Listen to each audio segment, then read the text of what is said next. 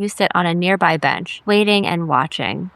The story is a little silly when you actually think about it in broad daylight. A statue that can move, go for a little stroll, and even dance down the street. But at night, with the shadows moving across its face, well, the idea of it blinking or even seeing a subtle movement feels a little bit more likely. So you continue the vigilant watch, just hoping to catch a glimpse of something even remotely paranormal from the famous statue of Benjamin Franklin. I'm Bree. And I'm Christiana. Get ready to visit Philadelphia. Because you're about to hear something strange.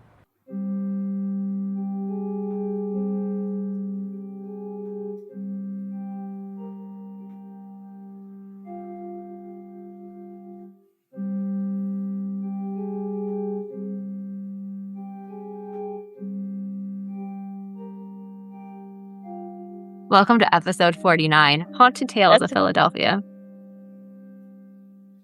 There we go. It doesn't take much to distract me. Perfect. Okay, so before we get into the sources, as you lovely people can probably hear, the audio is probably going to be a little bit different on this one. If you're watching, you can see that weird places. Yes. I'm in my... Good. Oh, go ahead. You're in your I have a book nook now. She does. It's beautiful.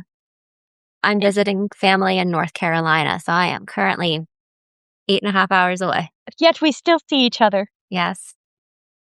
So let's jump into our sources. We have Philly Ghosts at the Eerie History of Washington Square.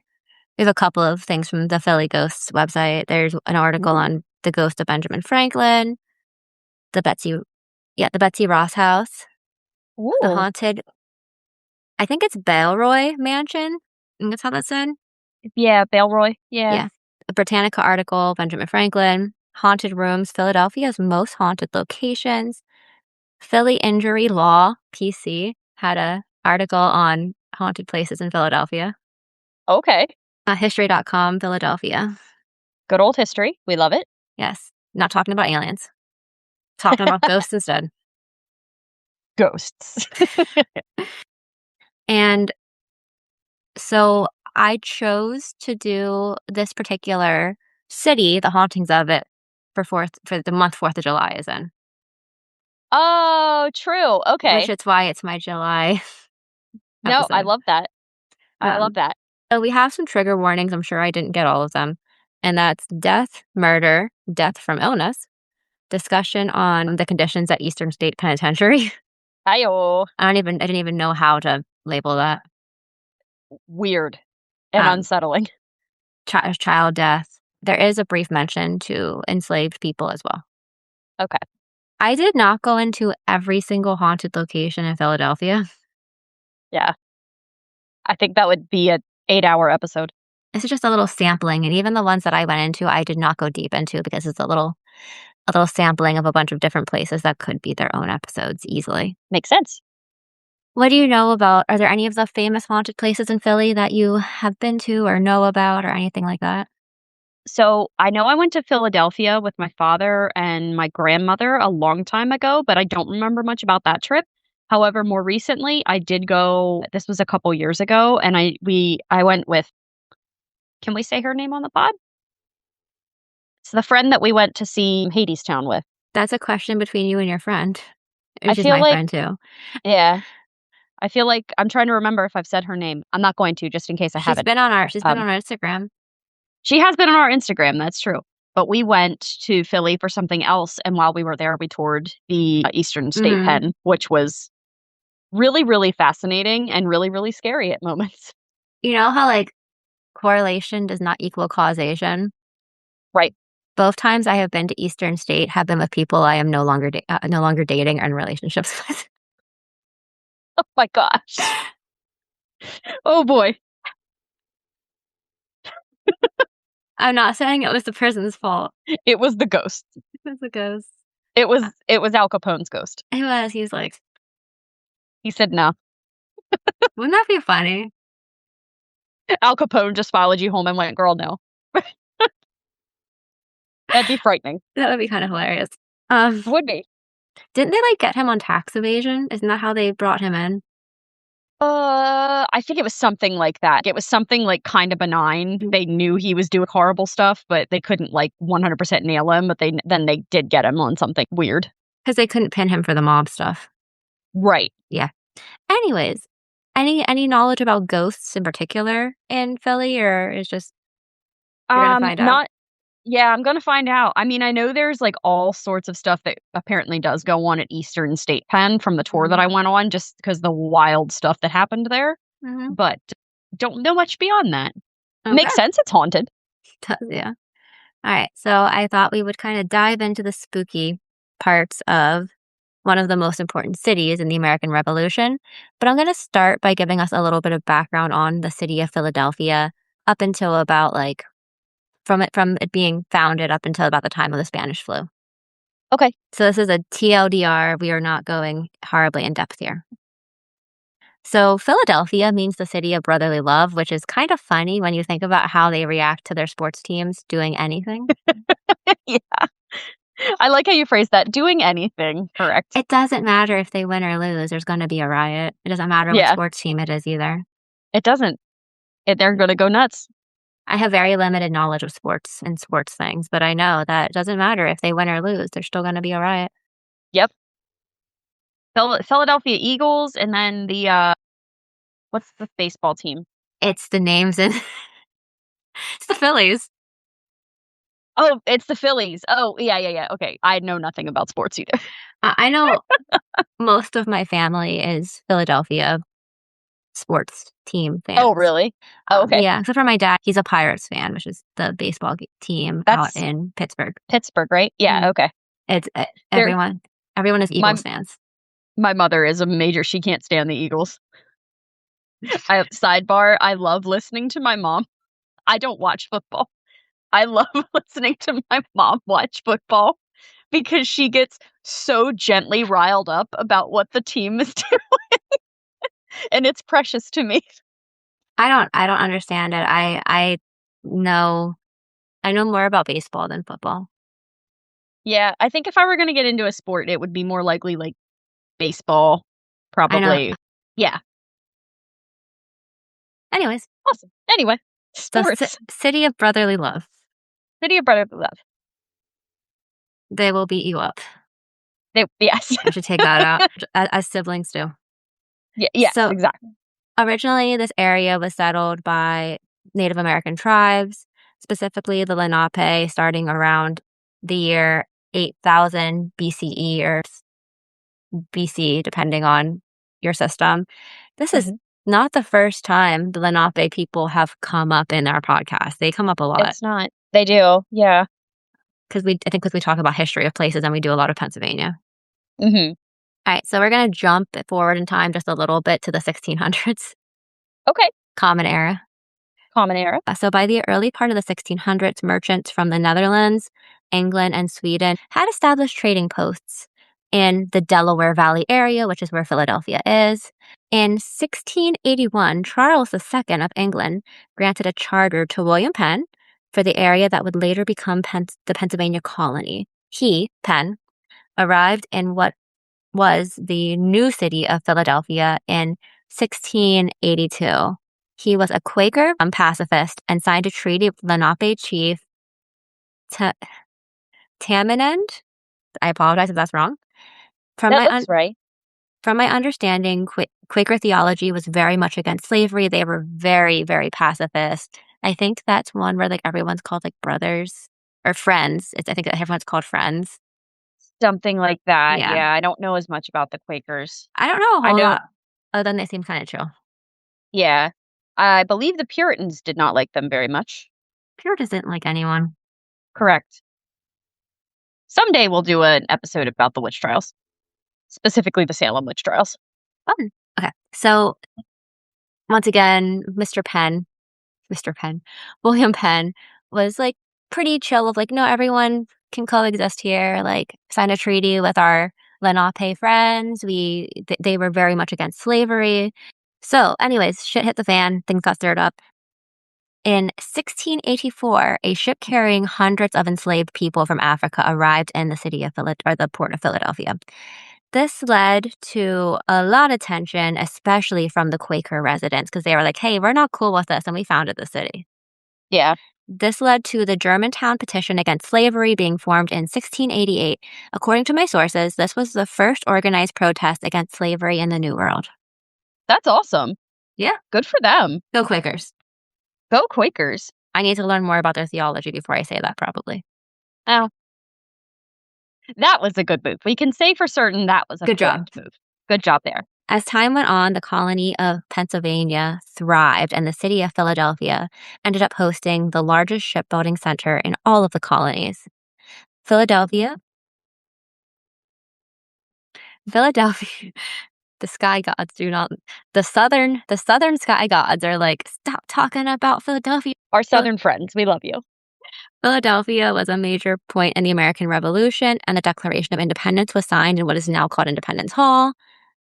The city was also a rallying point for Union forces during the American Civil War. See, the ghosts knew that. They did. And the shipbuilding capacities of the city supplied Allied forces in World War I. Philly was also hit really hard during the Spanish flu epidemic. All right, so that was a little bit of a brief history that gets us up into the turn of the 1900s, Okay. turn of the 20th century. Yeah. Yeah. Time is weird. Time is weird indeed. Are you ready for some haunted locations? I'm always ready for some haunted locations. Let's go. Let's start with Washington Square. This is a pretty supposedly majorly haunted area. Washington Square has a varied history and was originally established in 1682, so pretty much when the city was. Okay. Originally, it was called Southeast Square and contained about 6.4 acres.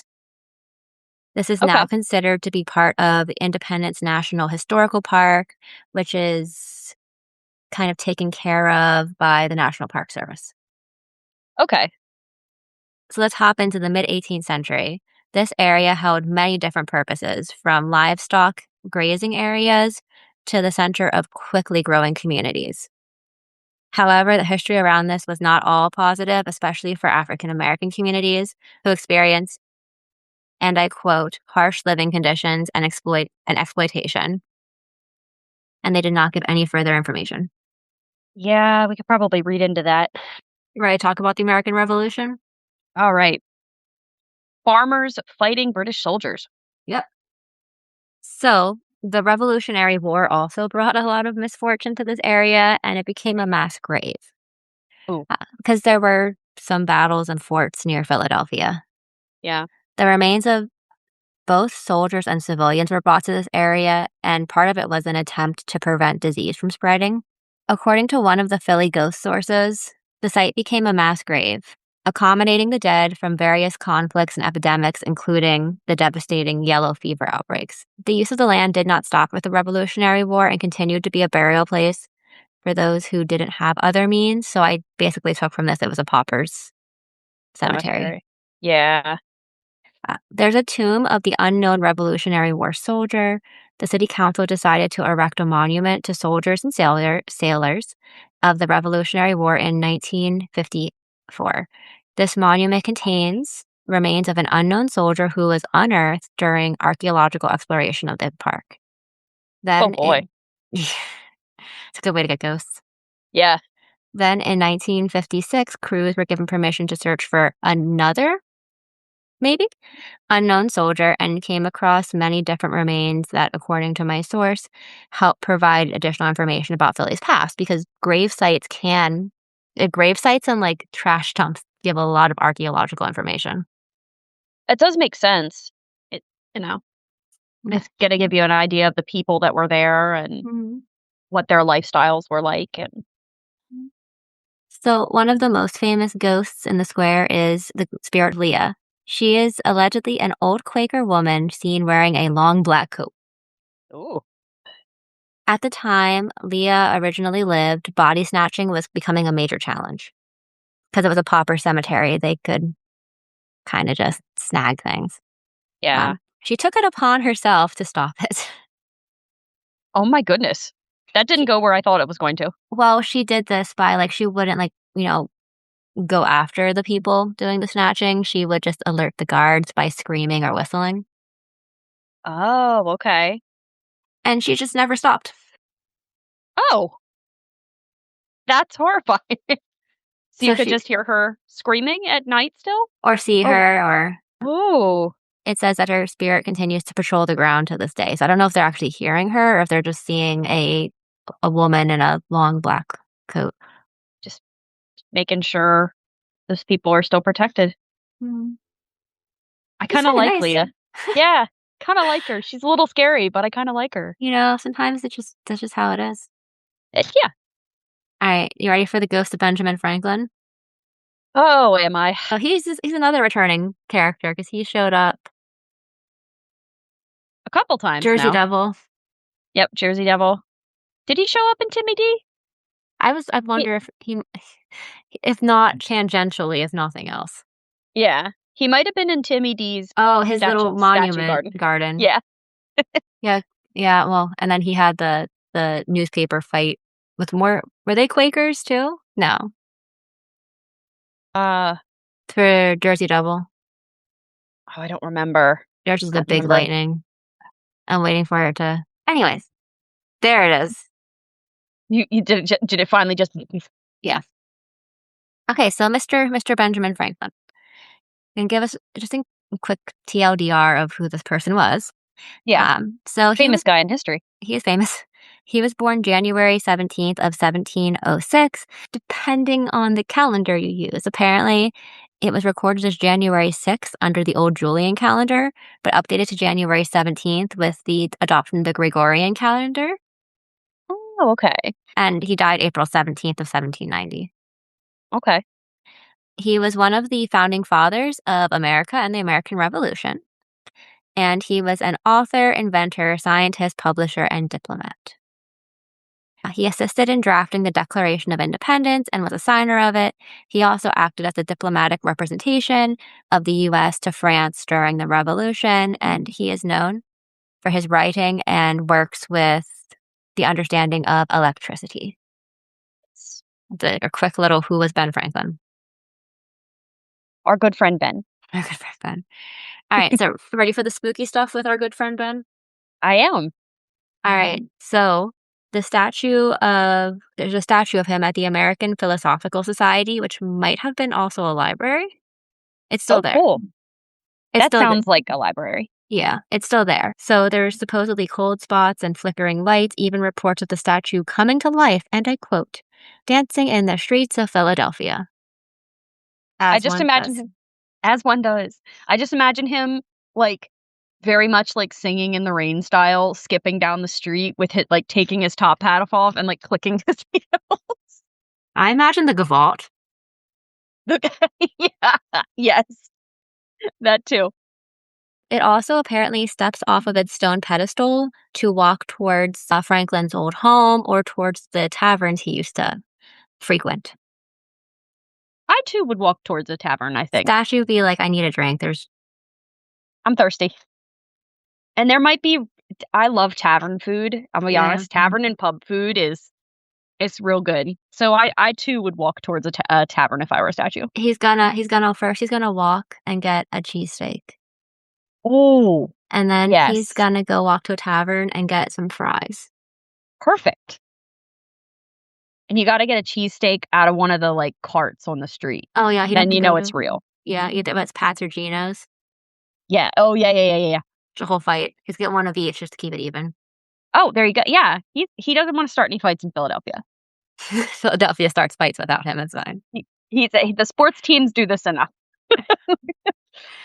Alright. A library employee uh, reported to be knocked over by a ghostly individual who allegedly looked a lot like Benjamin Franklin. Oh, Can you imagine that? Like, I just got pushed out of the way by good old Ben. I'd I think I'd be kind of offended. I'd be like, "Wow, Father Dude, of America, like, one of the founding fathers is no manners. slow the F down. This is a library. This is Stop a running around. library. We don't run in libraries. Sir, this is a Wendy's." He's also said to haunt Independence Hall, along with the ghost of Benedict Arnold. Oh. I bet there's fistfights there. Yeah, they're just standing in bleh. They're just standing in opposite corners of the hall, just glaring at each other. Throwing hands, Philadelphia style. All Oh right. boy. So we're gonna move from Mr. Franklin to the Betsy Ross house. Alrighty. So who is Betsy Ross? This is a quiz. She was the creator of the first American flag. Yep. She was a seamstress, a Philadelphia seamstress, and a upholsterer. How do you say that? Upholsterer? Yeah, that's right. Okay. Upholsterer. Okay. It's a weird word. Upholsterer. Like you said, most commonly known for creating the first American flag during the Revolution. There's a whole lot more history about her life. I believe the Betsy Ross House website has like a lot of the full details of her life. So, Okay, according to my sources, it's unknown if she actually lived in that house or if it was maybe like a place of employment, like that's where she did her business out of. I sure. didn't double check that. She was born on New Year's Day in 1752. Oh, cool. And she also, along with creating the first American flag, also made different items for the Continental Army, like tents and that type of other linens. Okay. Alleged hauntings of the house. So, to get into that, I'm gonna have to tell a little true crime story. Ooh, That okay. does not sound true, but I could not find anything saying it was false. Huh. In 1980, an altercation took place between two security guards in the basement of the gift shop. One individual, trigger warning, one individual shot the other 3 times, then left him there overnight to die. Visitors have claimed to hear disembodied voices in this area ever since. I mean, makes sense. It doesn't sound real to me, that's the thing, but I couldn't find anything saying it was false, so maybe. I Yeah, I'd wanna know more, like, what happened to call like, why would 2 security guards, assuming 2 security guards of this place, Yeah. turn on each other all of a sudden? That just Well, sounds odd. 1980s makes it harder to fake things from, I'd say, that era. Like, if it was 1903, I. Right. So let's move our little journey to the parlor where Betsy Ross met with the flag committee. Supposedly, this area has a foreboding feeling. That's all there is. People have claimed to hear rustling sounds in the basement also. Okay.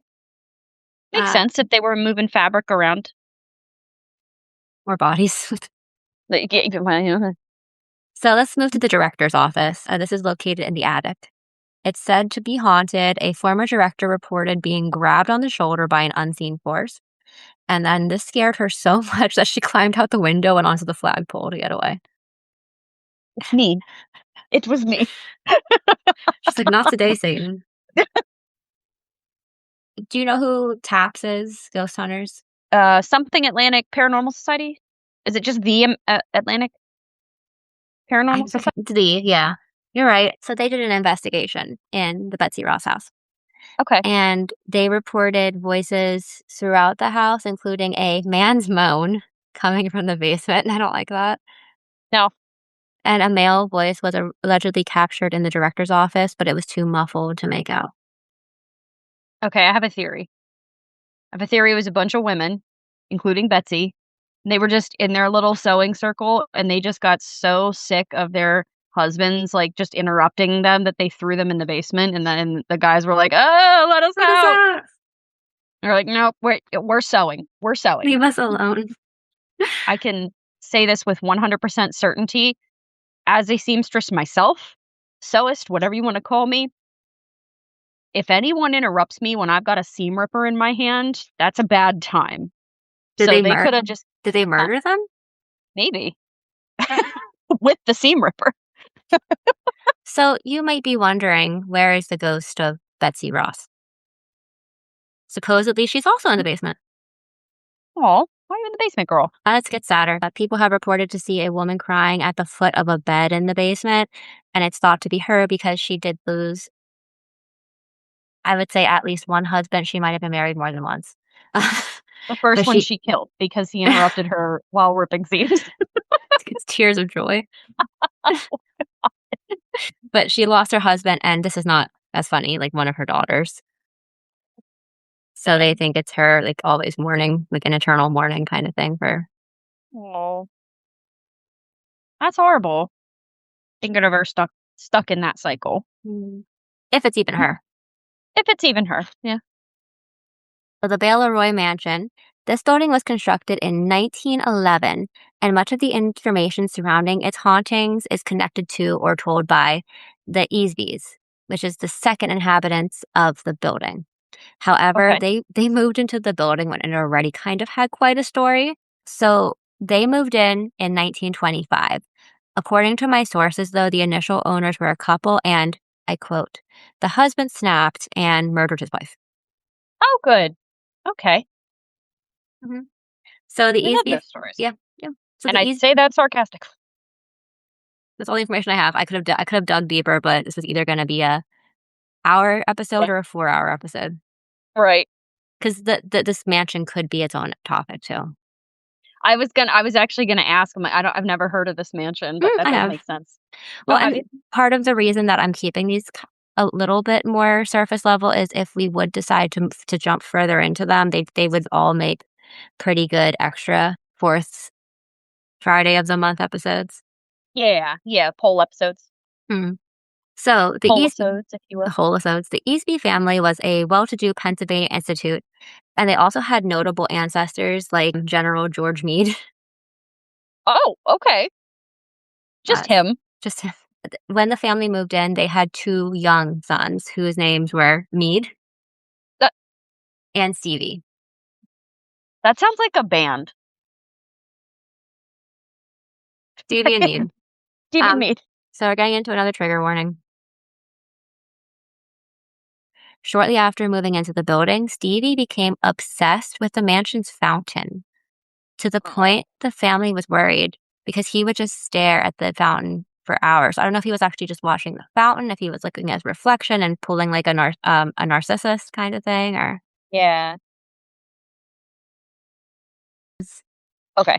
but he would just stare at the fountain for hours. Mead had a vision of his brother's reflection in the fountain turning into a skeleton. Oh. Via so via my source, one day after spending an extended amount of time looking at a photograph of the fountain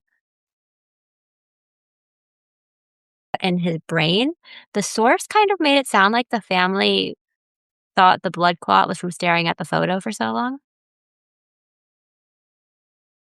It was in the probably like 1920s, Okay. maybe 1930s, Okay. probably 1920s. It's yeah, I just scrolled back up. 1925 was when Uh, they moved into the yeah, residence. and I said not So long after, so it could have been like the mid to late 20s. yeah, it's weird. Yeah, I could understand, like I thought that was gonna go a completely different he was gonna direction. drown. Yeah. And I could understand, like, a tiny baby being fascinated by a fountain, like, to stare at it like that just because, like, "Oh, moving water," like, little ones, like, just get interested Yeah. in that kind of thing, but I mean, if you there's kind of 3 routes we can go there. One is the supernatural route that, like, there was something about the fountain that was cursed or possessed. Mhm. Raining, it is freaking storming AF out there. If Ooh, you guys can hear it, we are getting a thunderstorm, so I apologize sound-wise. So, yeah, like, supernatural. Second would be maybe there's some, like, very, very intense neurospiciness going on. that's Like, true. depending on, like, level of functionality, if there was kind of an autism type Okay, sure. situation, uh, you know what I mean? Or if there was Yeah, some kind of cognitive or intellectual mentality of a 3-year-old. I don't know. true. Yeah, The other thing is maybe there was some kind of psychosis, which doesn't okay. happen often in kids. Goes to certain diseases at the time, that'll affect the brain depending on, like, what medications. Like, "Here, you have a toothache, have some codeine." Yeah, I was gonna say they'd give give 'em opium for a tummy ache. Mhm. So, That's true. but either way, That's odd. he very I guess unfortunate. Oh, god. oh, sorry, I just thought of this too, like, with the blood clot, if something was building if this blood clot was building up in his brain, like slowly, and like some kind of symptom of that. Okay. So Mead grew up to be a relatively well-known artist and actor, and he lived into the Oh, mansion until he passed away in 2005. okay. Side note, he must have been rather up there. Yeah. If he was, well, they moved into the mansion in 25. Mhm. Just gonna use that date as he might have been a little older than this, but 25, 35, 45, 55, 65, 5, 85, 95 years old. Mhm. If I just did that right. Because 25 to 35 to 45 to 55 to 65 to 75 to 85 to 95 to oh 05. Yeah, would be at least 80, and so I'm thinking Yeah. he was probably between 80 and 90, Yeah, I'd say that's a good bet, or even maybe a little older depending on how old he was. Uh, right? According to Mead, one of the many resident ghosts was his brother Stevie, and it makes me wonder if that's why he stayed. Yeah. Wanted to make sure his family was okay. And the spirit seemed to, like, be wandering near the fountain. Huh. That's why I wonder if the fountain's cursed. Yeah. Even if it's not, the fountain's not cursed, it just seems like that was such like a pivotal moment in that child's life and not in a good way. Just I don't know that I love that fountain. Yeah. And the spirit of Stevie was not only seen by Mead, but by when they bring, like, restoration crews and things in, and just, like, workers on the residence would see Okay, the spirit of Stevie. sure. But Stevie is not the only spirit activity. Okay. So Mead was a very big car collector, and all of his automobiles, other possessions, a lot of them were auctioned off after he passed away, but people still report seeing antique cars. Ooh, they've got some Christine going on this property. Known haunted item in this mansion, and it is in the blue room, which is a drawing room. It got its name from a brilliant blue antique chair. True of the story. Yeah. What's going on with this chair? So it's a 200-year-old upholstered chair, and there's a legend that makes me never want to be in the same room as this chair personally. Oh, good. Okay. Apparently, anyone who sits in it dies shortly afterwards. I think they should get rid of that chair. And if it just shows back up like a possessed doll. Burn the house down. So, a housekeeper who worked for Mead and a museum curator both allegedly died 2 weeks after sitting in the chair. Mm. This hired several psychics to investigate it. One of them alleged that there was a vengeful spirit of a woman named Amelia who haunted the chair. Don't know who Amelia was. I didn't find much backstory other than I believe maybe their mother used to collect antiques and she found this chair and this chair had a little friend attached to it. Ew. This was modern day had in the 19 presumably at this point that. And I don't know when he took over ownership of the house too, so it might have been more 80s, 90s. Okay, yeah, I guess that's true.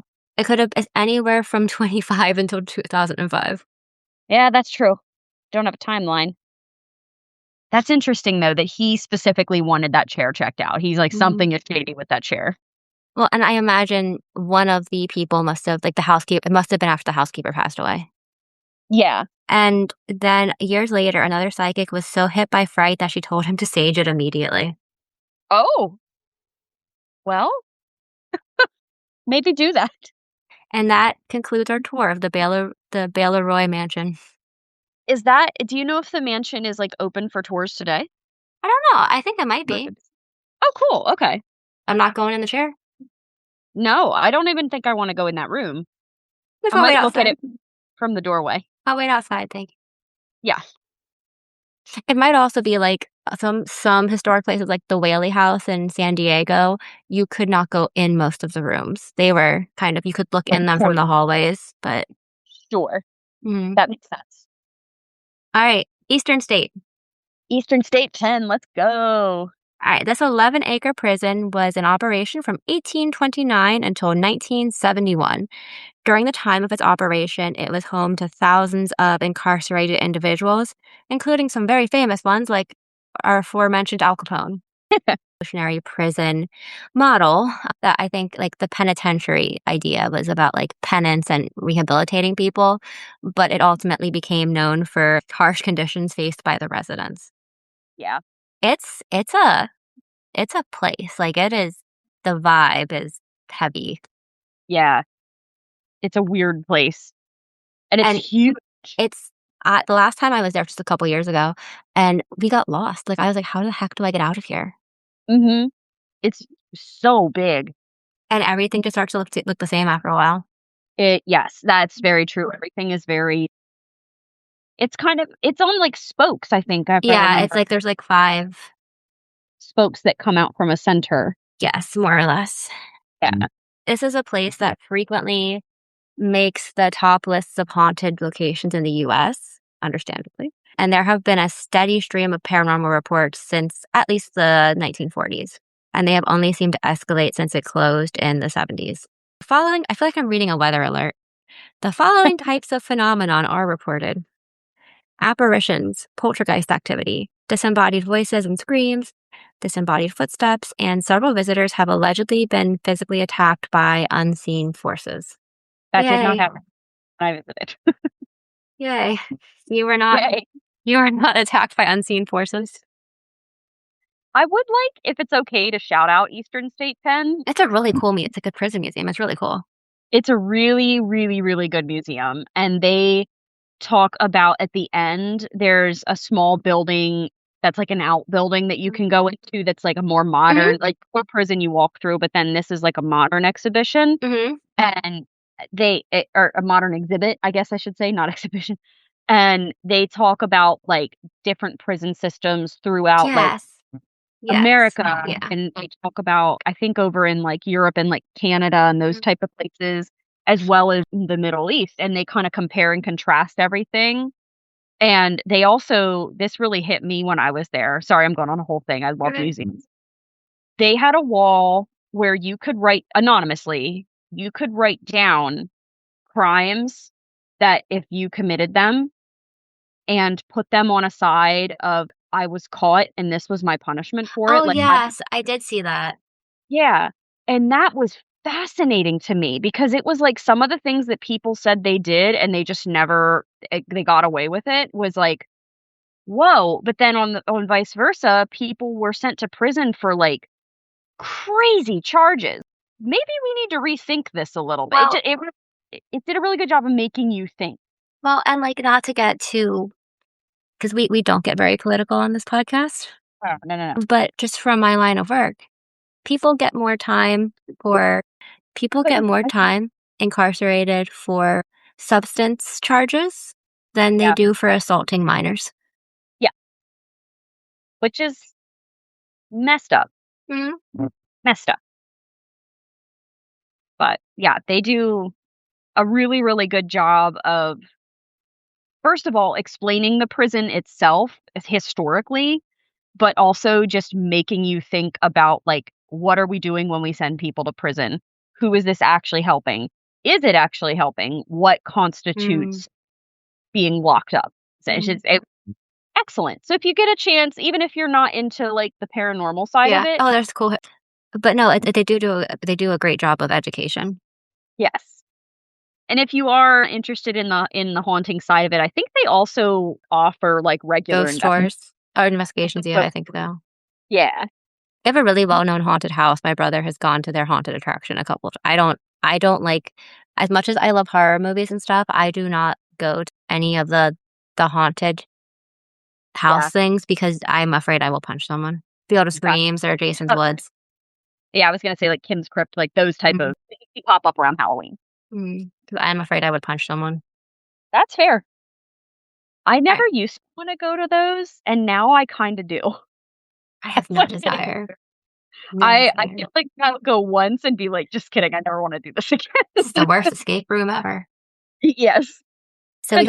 we got one more haunted location that we're gonna get into just a little bit of psychology-ish stuff, and then I have 2 encounters. Cool. Alright, so our last place is a pretty short one. It's Fort Mifflin. This is a Revolutionary War fort located near Philadelphia. And once again, the following phenomenon has been reported: ghostly figures, including a screaming woman and soldiers, and they are said to roam the grounds. Oh, Screaming woman. yeah, that's where my brain got stuck too. Don't know what she's Oh, screaming about. I was gonna say, why is she screaming? I don't like that. One of my sources went into kind of psychological and cultural appeal of ghost stories, and I thought was really interesting, so I'm gonna give a little bit of a TLDR. This was the lawyer site. Oh, sure. Yeah. Okay. So basically, they said, especially in historical cities like Philly, it can be a way to honor the history while also providing entertainment. Because who doesn't love a good ghost story? And ghost stories can also bring people comfort, as they do imply that there is life after death and we can connect with loved ones after death as well. That's fair. Any thoughts on That's that? it makes sense. I don't know how I feel. It makes sense, like the life after death. Like it Mhm. does imply that there is life and we can connect to those. That also kind of makes me sad because a lot of these hauntings you hear about, now They're not not saying happy. but that they're not. A lot of them aren't like a screaming woman or like some of them not aren't always malicious intent. But I don't know if I want to think about my loved one screaming beyond the grave. No, Yeah, it's interesting. it is. All right. We talked about that a little bit in your episode with the with scary ghost stories Oh, around yeah. Christmas time. We just love telling a ghost story. Who doesn't? Yeah, we as humans, I mean you and I too, but All right. So you want to go to Reddit? yeah, let's hit it. So I have 2 encounters from our paranormal. They're both Eastern State, I believe. Okay. So this comes from a user lowercase x, uppercase Z, patriot, uppercase Z, uppercase X, lowercase x. The Patriot Z. Yeah. So their encounter starts with a little bit of backstory about Eastern State.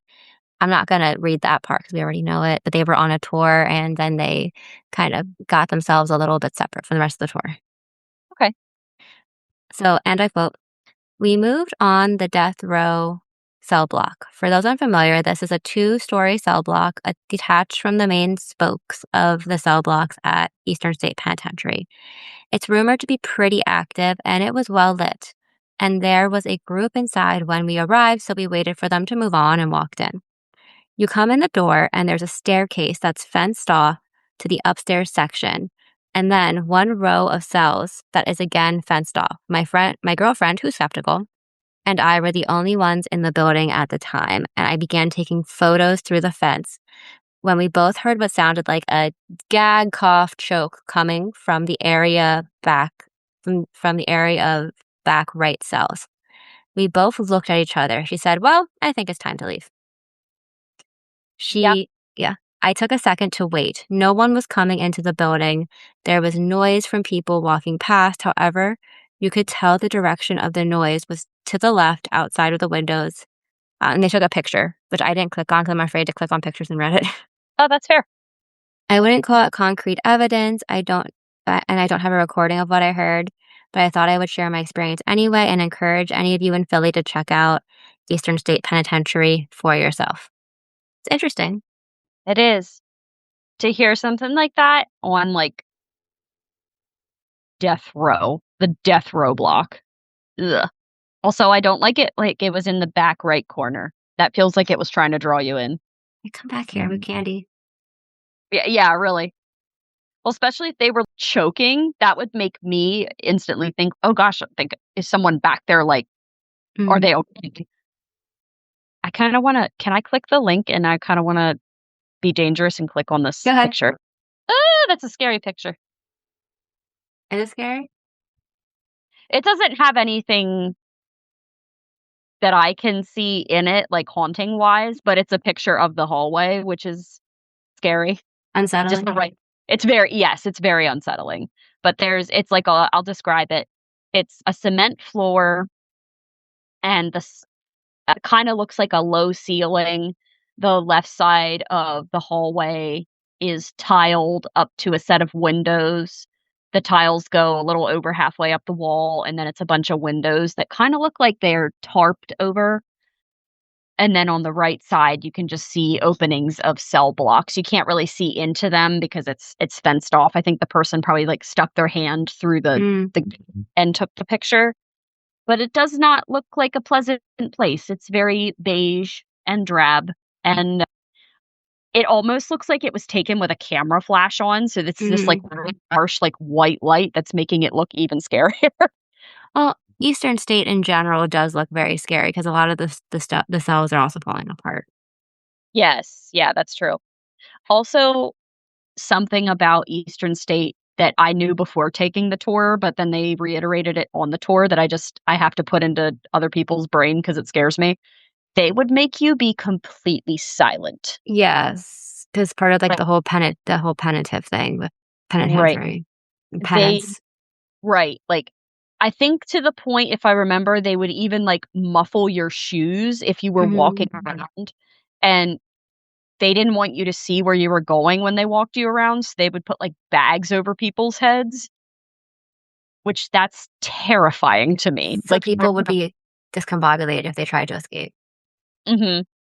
I feel like I remember that. If that's incorrect, I apologize, but I very, very specifically remember the silence thing because just sitting there, like, when I was in the museum, Mhm. thinking about this is just creepily silent, like, that would drive you nuts to, like, just to the point of insanity, I feel.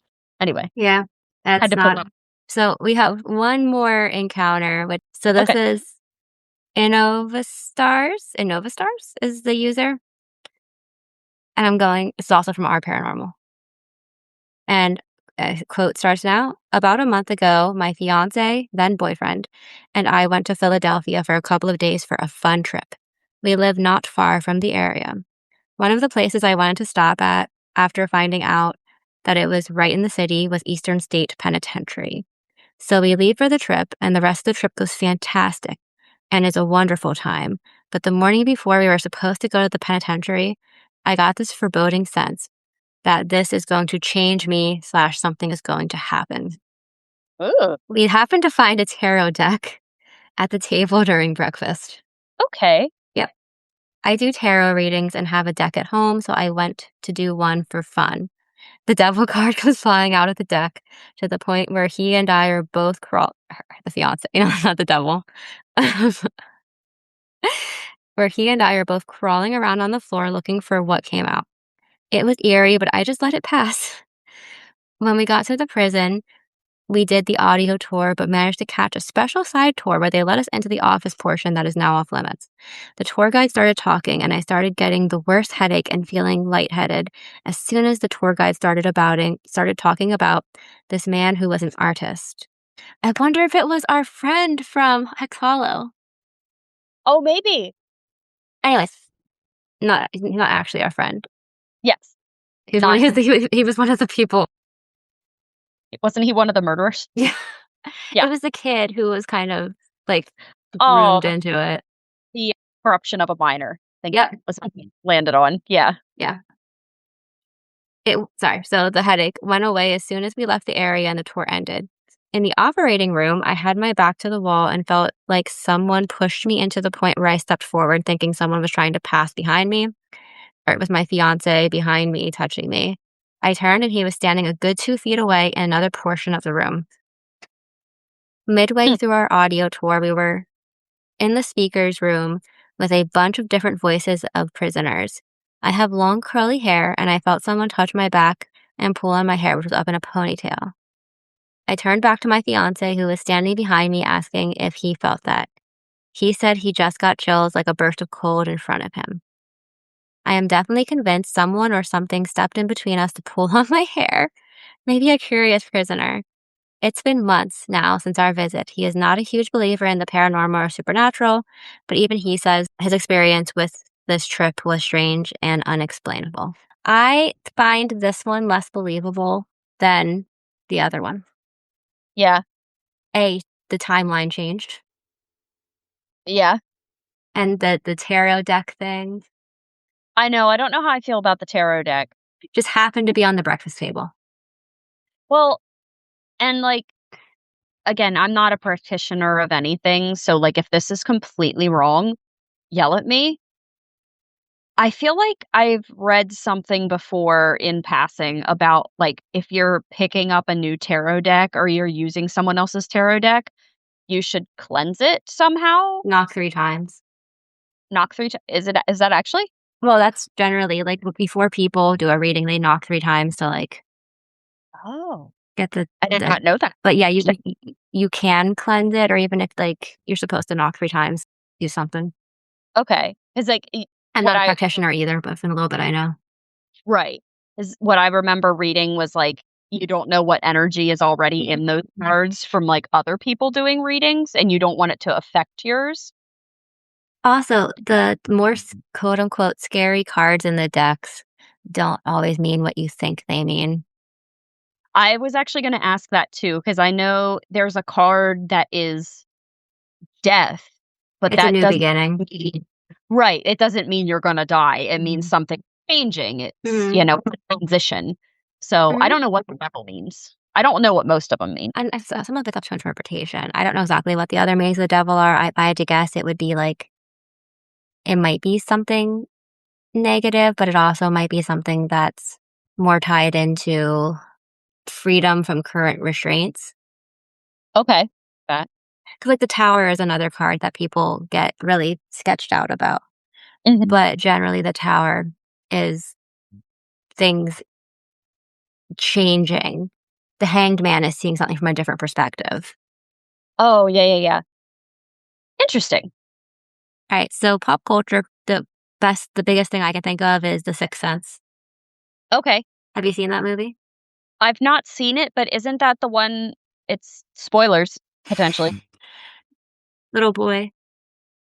and he's like, "I see dead people, Yeah, they're everywhere." Is yeah, that the one? yeah. Oh, cool. Okay, okay. I thought you said girl, and I'm like, "Nope, it's not girl. It's yeah, the little boy."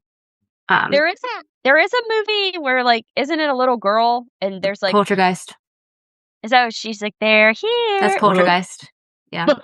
Okay, okay. Anyway. But, like, it takes place in a lot of historical buildings in Philly, and some of the ghosts are in historical places, and Oh, cool. I'd like to watch that one. I know that's, like, a classic. I don't think it's very scary. Yeah, I've heard it's honestly not. We need to see if I can find it on a streaming service at some point. Yes. Do you have Alright. any do you have any closing thoughts before we get to the question? I'm not surprised Philadelphia's haunted, not even a little bit. And I just want to reiterate again, go visit Eastern State Penn because it's a really awesome museum. They do a fantastic job. Do you think the And I ghosts also riot? I imagine, yeah. I mean, especially if they're stuck there, like, they might as well. What's gonna happen? Everyone else is tearing down lampposts, they might as well too. Oh, boy. Shall we go to questions? Yep. Huh? Okay. What drew you to this topic? I figured it would be a good, episode for July since Independence Day is in July, and a lot of things for the revolution happened in Philadelphia, and I'm kind of on a haunting kick, so I might have to take a breather from that soon. But I've Okay. been doing this is, like, my 3rd haunting episode this year. Yeah, we love a haunting. Yeah. Was there My anything you 4th, Oh, it's your 4th. Amityville. Oh, Amityville, that's right, yeah. Was there anything you wish you could have researched more into? All of these could be their own episode. I just didn't wanna go too in-depth because they could all be their own episode. Yeah. So, listeners, strangers, if there's anything you want us to talk more about, hit us up. Exactly. What did you find the most strange about this topic? The supposed murder in the Betsy Ross house. Okay. My brain has a hard time thinking that's not a wives' tale, but it seems like it was real. I would like to dig more into that. I Mhm. think I'm really curious about that. And if it was 1980s, unless There it should be was a just police reports. yeah, that's not that long ago. I didn't dive super deep into it, so it could be fake. Yeah. I know this is not me, my episode, but, like, Ben Franklin just dancing in the streets. Oh, yeah, that's a little odd. He's just singing in the rain. It doesn't surprise me. I don't know. Oh, boy. That makes sense for Philadelphia. It does. It checks out. I bet he does the dancing when they win things. Yes, yeah. When the Phillies or the Eagles win, that is when he dances. I don't care if that's not true. It's true now. It's canon now.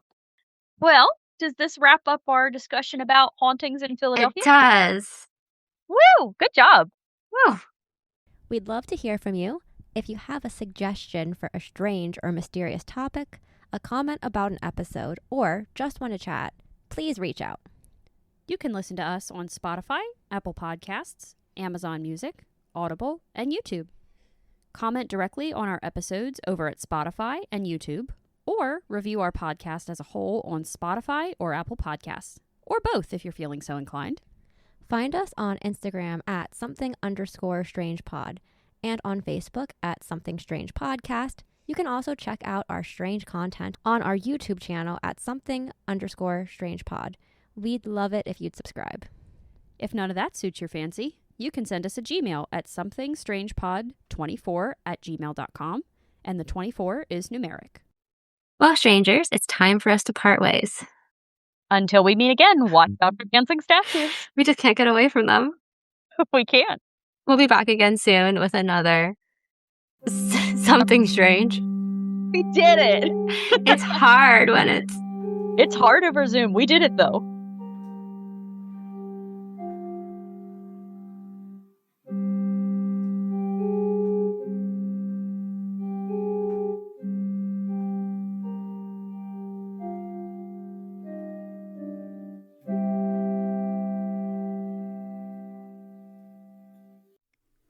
You've heard of haunted houses, but what about haunted history itself? Welcome to Spookology, the podcast where your hosts, Keek and Cardi, unearth history's weirdest haunts, crimes, and cursed corners. From medieval murder mysteries and sinister seances to abandoned asylums and folklore with a vengeance, they cover it all with a shovel in one hand and sarcasm in the other. They're snarky, they're scholarly, they're slightly possessed. Whether you're a history nerd with a dark side, a ghost enthusiast with a love of footnotes, or just someone who likes your crime served with a side of cursed energy, Spookology is the podcast you didn't know you were dying for. New episodes drop regularly wherever you get your podcasts. Tune in if you dare, but don't worry, the ghosts are mostly friendly. Probably.